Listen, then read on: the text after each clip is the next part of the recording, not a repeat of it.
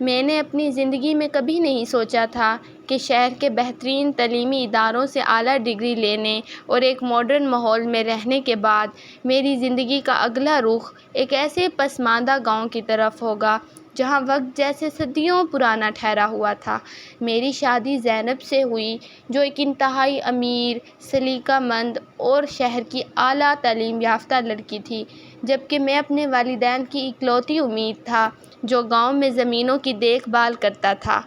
اور میری تعلیم زینب کے مقابلے میں بہت کم، یعنی صرف میٹرک تک تھی۔ جب زینب دلہن بن کر سرخ رنگ کا بھاری جوڑا زیب تن کیے ہمارے اس پرانے دیہاتی کچے مکان کے کمرے میں آئی تو وہ کئی گھنٹوں تک اس اچھے سے بیڈ پر سر اٹھا کر بس کمرے کے کونوں کو دیکھتی رہی جو اس کے والد نے اسے جہیز میں دیا تھا۔ اسے اس جائیداد اور سامان کا کوئی فائدہ نظر نہیں آ رہا تھا، کیونکہ وہ ایک ایسے ماحول میں آ چکی تھی جہاں بجلی کا کوئی بھروسہ نہیں تھا اور ہوا کے جھونکے مٹی اڑا کر لاتے تھے۔ زینب شروع سے ہی ہر چیز پر سمجھوتہ کرنے کے سخت خلاف تھی۔ اسے صبح سویرے جاگنے، ہاتھ سے پانی بھرنے اور کچن کے دھوئیں میں لکڑیاں جلانے سے سخت نفرت تھی۔ جب وہ پہلے ہی دن ناشتے کی میز پر آئی تو میری ماں، جو کہ ایک روایتی دیہاتی ساس تھی، انہوں نے زینب کے دیر سے اٹھنے اور اس کے نفاست پسند انداز پر پہلا طعنہ کسا کہ شہر کی لڑکیاں صرف نام کی پڑھی لکھی ہوتی ہیں، انہیں گھرداری کا کوئی شعور نہیں ہوتا، اور نہ جانے ہمارے بیٹے کی قسمت میں ایسی کون سی کمی تھی جو ہمیں یہ بوجھ اٹھانا پڑا۔ میرے والد نے بھی اپنی دیہاتی مونچھوں کو تاؤ دیتے ہوئے بات میں بات ملائی کہ جس لڑکی کو چائے بنانا نہ آئے وہ اس بڑے گھرانے کی عزت کیسے سنبھالے گی۔ زینب نے جب یہ طعنے سنے تو اس کی آنکھوں میں آنسو آ گئے، لیکن اس نے اپنے شہر کا غرور کم نہ ہونے دیا اور صاف کہہ دیا کہ میں یہاں نوکرانی بن کر رہنے نہیں آئی ہوں۔ روزانہ گھر میں ساس سسر کی طرف سے طعنوں کا ایک نیا سلسلہ شروع ہوتا،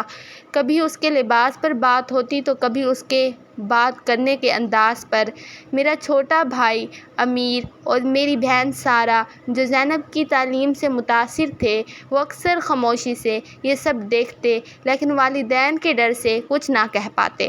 میں ان دونوں کے بیچ میں بری طرح پس رہا تھا۔ ایک طرف میری کم تعلیم تھی جس کی وجہ سے میں زینب کے سامنے کھل کر بات کرنے سے کتراتا تھا، اور دوسری طرف میرے والدین کے دیہاتی اصول تھے۔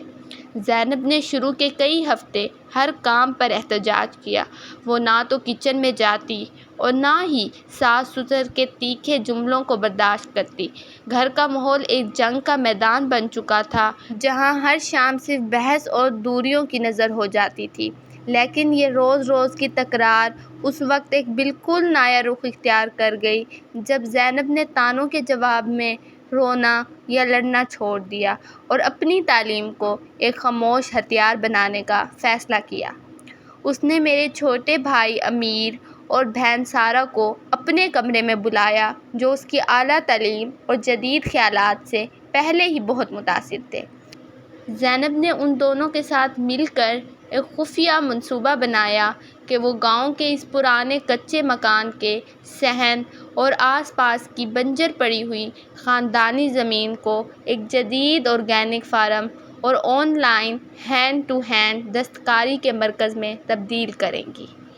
جہاں سارہ کی بنائی ہوئی روایتی کڑھائی اور امیر کی ڈیجیٹل سکلز کام آئیں گی۔ میری ماں اور والد، جو اپنی روایتی دیہاتی سوچ کے ساتھ ہر وقت زینب کو یہ طعنہ دیتے تھے کہ شہر کی لڑکیاں صرف بیٹھ کر شوہر کی کمائی اڑانا جانتی ہیں، وہ اس وقت حیران رہ گئے جب انہوں نے دیکھا کہ زینب نے جلدی صبح اٹھنا شروع کر دیا، لیکن وہ کچن میں لکڑیاں جلانے کے لیے نہیں بلکہ امیر اور سارہ کو ساتھ لے کر لیپ ٹاپ پر پورے گاؤں کی عورتوں کو جمع کر کے ایک کاروباری میٹنگ کر رہی تھی۔ میرے والد نے جب یہ دیکھا تو اپنی مونچھوں کو تاؤ دیتے ہوئے صحن میں زور سے کھانستے ہوئے کہا کہ جس لڑکی کو یہ نہیں پتا کہ بھینس کا دودھ کیسے دوہا جاتا ہے، وہ چمکیلی اسکرین کے سامنے بیٹھ کر ہمارے خاندانی نام کو مٹی میں ملائے گی۔ اور میری ماں نے بھی برابر سے آواز کٹوا دی کہ شہر کی میم صاحبہ نے ہمارے معصوم بچوں کو بھی پڑھائی سے اٹھا کر اپنے ساتھ اس فضول کام میں لگا دیا ہے۔ لیکن زینب نے ان تلخ جملوں پر صرف ایک پراسرار مسکراہٹ دی اور اپنا کام جاری رکھا۔ اس نے کم پڑھے لکھے ہونے کے باوجود میری زراعت کی بنیاد سمجھ کر فائدہ اٹھایا اور مجھے اس پورے پروجیکٹ کا مینیجر بنا دیا، جس سے پہلی بار مجھے اپنے اندر کا ایک مردانہ فخر اور اعتماد محسوس ہوا۔ سنسنی خیز موڑ تب آیا جب شہر کی ایک بہت بڑی ایکسپورٹ کمپنی کے مینیجرز کی گاڑیاں اچانک ہمارے گاؤں کے اس کچے راستے پر آ کر رکی اور وہ سیدھے ہمارے گھر کی دہلیز پر پہنچ گئے۔ وہ لوگ سارا کے ہاتھ کی کڑھائی اور ہماری زمین کے نایاب پھلوں کے بڑے آرڈرز کے لیے زینب سے کانٹریکٹ سائن کرنے آئے تھے، جس کی مالیت اتنی بڑی تھی کہ پورے گاؤں کے لوگ دنگ رہ گئے۔ جب میرے والد اور ماں نے ان بڑے شہر کے افسران کو زینب کے سامنے ہاتھ جوڑ کر اور اس کی اعلیٰ تعلیم اور بزنس مائنڈ کی تعریف کرتے ہوئے دیکھا تو ان کے پاؤں تلے سے زمین نکل گئی۔ وہ ساس جو ہر وقت تان تان کر طعنے دیتی تھی، اس کا سر فخر سے بلند ہو گیا اور والد کے دیہاتی انا ایک ہی لمحے میں پچھتاوے میں بدل گئی۔